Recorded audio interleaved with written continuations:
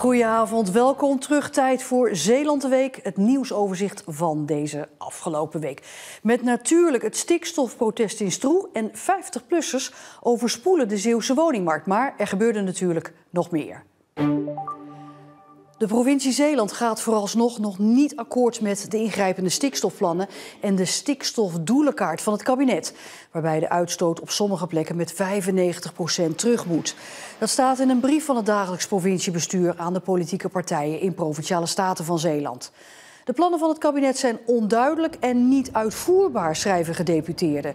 Zo heeft het kabinet opeens plekken aangewezen waar de stikstofuitstoot sterk terug moet, die bij de provincie zelf helemaal niet in beeld zijn. Het ontbreekt Zeeland ook aan mankracht en middelen om de rigoureuze plannen uit te voeren. In de ziekenhuizen is na 2 jaar covid-pandemie de rust teruggekeerd op de IC's. In ieder geval voor dit moment, want er wordt alweer gewaarschuwd voor nieuwe golven in de herfst. Intensivist Roy Snijder van het ziekenhuis ADRZ. Hij hield de afgelopen 2 jaar alle gegevens bij van covid-patiënten op de IC van het ADRZ. En dan zijn er een paar opvallende zaken. Nou, de gemiddelde Zeeuwse patiënt is mannelijk, ten eerste. En dat is toch wel met toch een verbluffend hoog percentage. Meer dan 2/3 van alle patiënten is man. Gemiddeld rond de 60 jaar. En heeft fors overgewicht. Al houden ze op de IC hun hart vast over wat er nog gaat komen, op dit moment is de rust even teruggekeerd. Intensivist Roy Snijder blikt terug op 2 zware jaren pandemie. Een paar honderd covid-patiënten zijn op de IC behandeld. Een groot aantal van hen heeft het niet overleefd. Hadden we in de eerste piek een mortaliteit, dus een kans om het niet te overleven van rond de 30%. Zitten we uiteindelijk met een kans om het niet te overleven van onder de 20%, op 19%. Dat is een behoorlijke verbetering. Is nog steeds aanzienlijk, is nog steeds heel veel. Dus dat betekent dat als mensen eenmaal op de IC komen, er ongeveer een 1 op 5 kans is dat ze het ook niet overleven. Als je dat vergelijkt met de landelijke cijfers, dan doen we het eigenlijk nog steeds goed. Want daar ligt het eerder rond de 25%. Dat mensen het niet overleven. En dan denk ik dat we het goed hebben gedaan. Ja, ondanks dat de cijfers er niet om liegen en toch fors zijn. Het opknappen van de huidige Zanddijk bij Ierseke is echt goedkoper dan een nieuwe rondweg door de polder. Dat bleek maandag bij de presentatie van de definitieve plannen. Het opknappen van de huidige route kost 64 miljoen euro... terwijl een actiegroep eerder berekende dat een poldertracé 73 miljoen euro kost, dus bijna 10 miljoen meer. Het verschil zit er onder meer in dat het ontwerp voor de nieuwe aangepaste Zanddijk smaller kan dan gedacht, waardoor er minder huizen gesloopt hoeven te worden. Ja, we moeten verbreden, maar misschien kunnen we iets minder verbreden in de voet, zodat je besparend kunt zijn voor een aantal woningen. Ja, dat kan. Er is goed naar gekeken en daar ben ik blij mee. Als alles volgens plan gaat, gaan de werkzaamheden in 2025 van start. De 2 minderjarige broers die worden verdacht van de moord op de 15-jarige Tim van der Steen uit Middelburg blijven langer vastzitten. Dat bleek dinsdag toen de 2 broers voor de 2e keer voor de rechter stonden in een voorbereidende zitting. Omdat de 2 jongens minderjarig zijn, wordt de zaak achter gesloten deuren behandeld. Voor de moeder van Tim is het zwaar. Het gaat niet zo heel erg goed. Het is moeilijk om zonder je zoon verder te leven. De ene dag ben ik tot niks in staat en de andere dag probeer ik het leven een beetje op te pakken. Dus door een rondje buiten te gaan lopen of naar de hulpverlening te gaan. En werken is echt totaal geen sprake van. Daar is ook geen ruimte voor in ons leven. Het is bijna een half jaar geleden dat Tim om het leven komt bij de steekpartij. Maar voor Isanne voelt het als de dag van gisteren. Soms lijkt het zelfs alsof het nooit gebeurd is. Ik heb soms nog momenten dat ik denk dat hij zo binnen kan lopen. Dat ik denk dat hij voorbij loopt of dat ik hem van de trap af hoor komen. Of dat soort momenten zijn er echt nog vaak genoeg. En soms voelt het alsof het helemaal niet mijn verhaal is. Je hersenen houden dat soms gewoon tegen, lijkt wel. Maar op een dag als vandaag, als er een zitting is in de rechtbank, ontkomt Isanne er niet aan dat haar zoon vermoord is. Hij was een vrolijke jongen die veel levendigheid bracht in het gezin. Tim stuiterde het huis rond, de wereld rond. Hij had altijd de lachers op zijn hand. Heel erg naïef. En ik denk dat die naïviteit hem echt fataal is geworden. Tim had volgens zijn moeder afgesproken om te gaan gamen met een van de verdachten. Maar zover kwam het niet. Buiten op straat werd hij neergestoken. Nog elke dag wisselen allerlei emoties elkaar af. Het verdriet is zo groot, het gemis is echt immens groot. Boosheid. Je weet gewoon, ik kom oog in oog te staan met deze twee daders. Voor ons is dat een walgelijk gevoel. Je zit daar, je bent geen juridische partij. Wij zijn de toeschouwers van het hele proces. En ja, dat is het moeilijkste wat ik ooit in mijn leven heb moeten doen.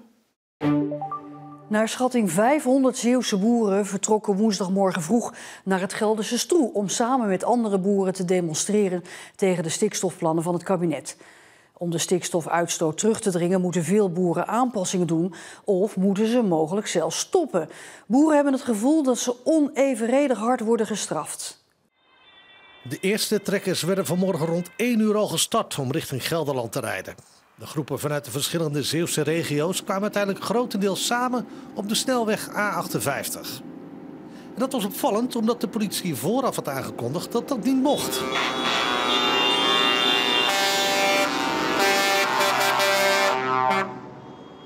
Toen ze uiteindelijk Zeeland verlaten hadden, kon het eerste deel redelijk door worden gereden. Maar hoe dichter ze bij Gelderland kwamen, hoe groter de vertraging werd. De afstand tussen Zeeland en Stroe, waar het protest vandaag wordt gehouden, is flink.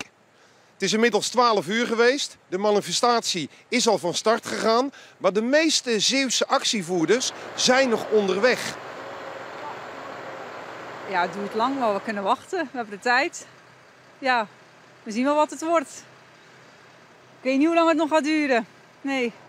Het laatste deel richting Stroe verloopt zeer stroperig. En daarom besluiten veel boeren de trekker in de berm te zetten en het laatste stuk richting het trein te gaan lopen. Inmiddels is bijna iedereen aangekomen op het terrein waar het protest plaatsvindt. Duizenden voertuigen staan er naast elkaar opgesteld. En tienduizenden boeren staan te luisteren naar allerlei toespraken die vanaf het podium worden gehouden. Heeft zo'n actie nou eigenlijk wel zin of is het een druppel op een gloeiende plaat? Ja, dat is eigenlijk wel iets wat je jezelf dan wel afvraagt. Want uiteindelijk denk je van, als ik er nou vandaag wel of niet bij ben, maakt dat dan het verschil. Maar uiteindelijk wat dan wel voor velen denk ik de doorslag geeft, is dat op het moment als we allemaal denken van het maakt niet uit, dan staan we hier met niemand. Er hangt van alles aan vast. Het is niet enkel ik als boer, maar een loonbedrijf, een mechanisatiebedrijf, onderdelen, vrachtwagens met voedsel die onderweg toeteren, dit en dat. Ja, en daarom ben ik hier. Om 2 uur start ik de trekker vanochtend. We waren hier rond een uur of 2. Dus, en ik hoop dat de terugweg net zo snel gaat. Maar je ziet hoe ontzettend veel mensen en hoe ontzettend veel trekkers hier zijn. Dan ik denk dat we blij zijn als we om 8 uur morgen thuis zijn. De Raad van State heeft geoordeeld de Hedwiegepolder mag onder water worden gezet. De voormalige eigenaar van de polder, Gerry de Kloet, had opnieuw een zaak aangespannen. De werkzaamheden moeten stopgezet worden, vindt hij, omdat de polder anders vervuild raakt met PFAS als er Westerscheldewater instroomt. Maar de Raad van State geeft hem geen gelijk. Eerder deze week besloot ook de minister al dat de ontpoldering door kan gaan, omdat de PFAS-vervuiling binnen de normen blijft volgens 11 verschillende onderzoeken. Zeeland vergrijst, dat weten we. Maar dat blijkt niet alleen te komen doordat jonge mensen wegtrekken en er weinig kinderen worden geboren.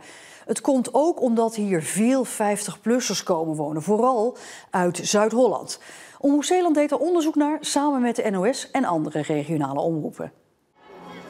Aanleiding voor het uitzoekwerk is de grote woningnood overal in het land. Gemeentebesturen en woningbouwcorporaties wezen eind vorig jaar met de beschuldigende vinger naar de senioren. Ouderen blijven volgens de gemeente te lang in hun huis wonen, zelfs als de kinderen al dat huis uit zijn.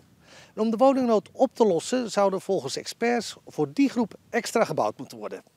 Als de kinderen het huis uit zijn en mensen kleiner gaan wonen, dan komt er een groter huis vrij.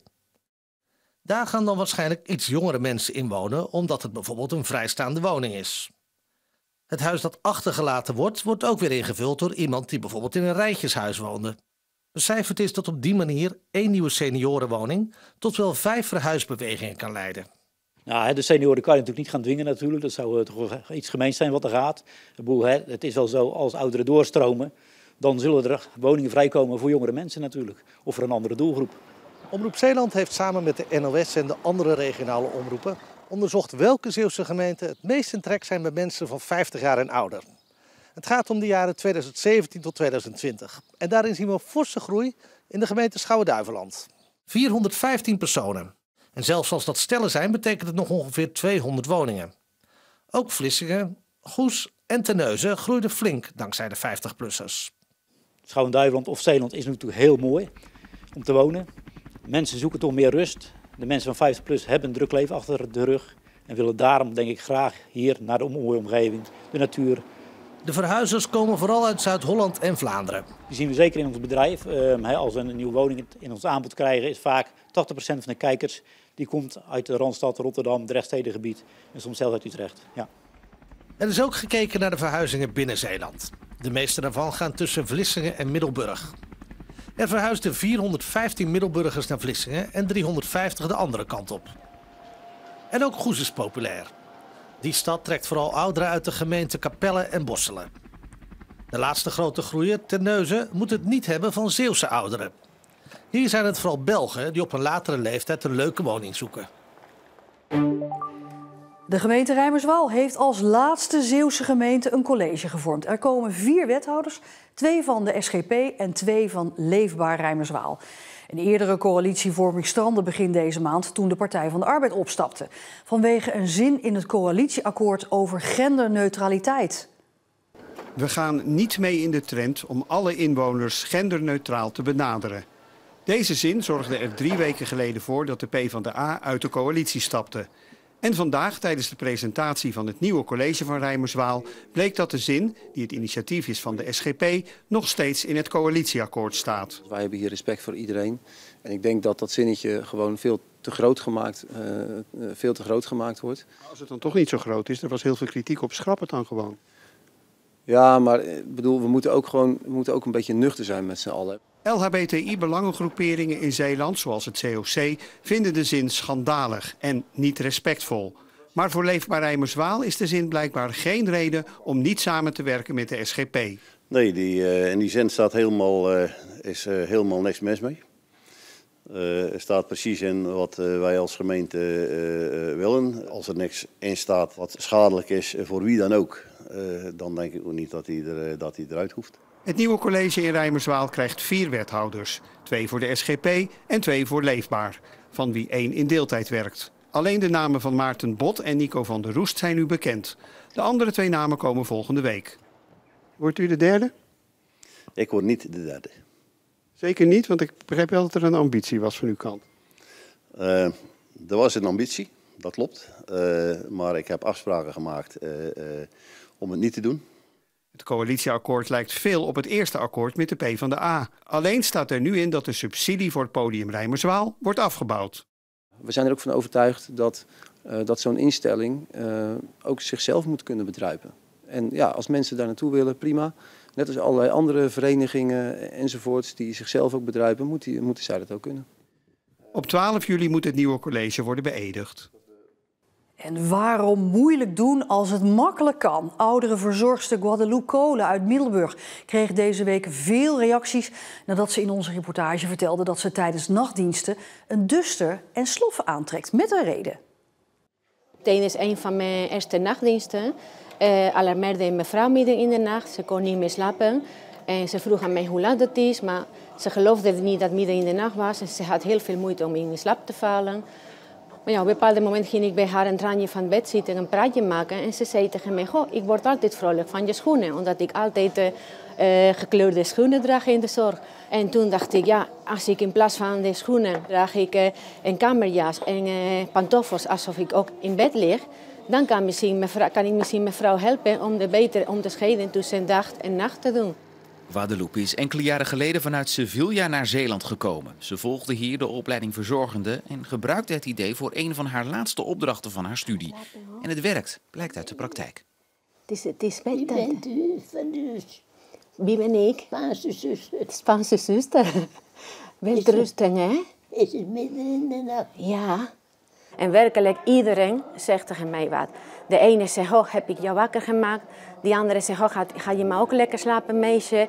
Dus ze hebben toch wel door dat ik ook uit bed kom en dat ik werkelijk wel midden in de nacht is. Ja, dus het stelt mensen ook gerust. Zeker weten. Lag u zelf al op bed? Ja, ik ga zo terug naar mijn bedje toe. En hoorde u mij roepen dan? Nee, ik kwam even kijken. Ik kwam even controle doen. Welterusten, hè?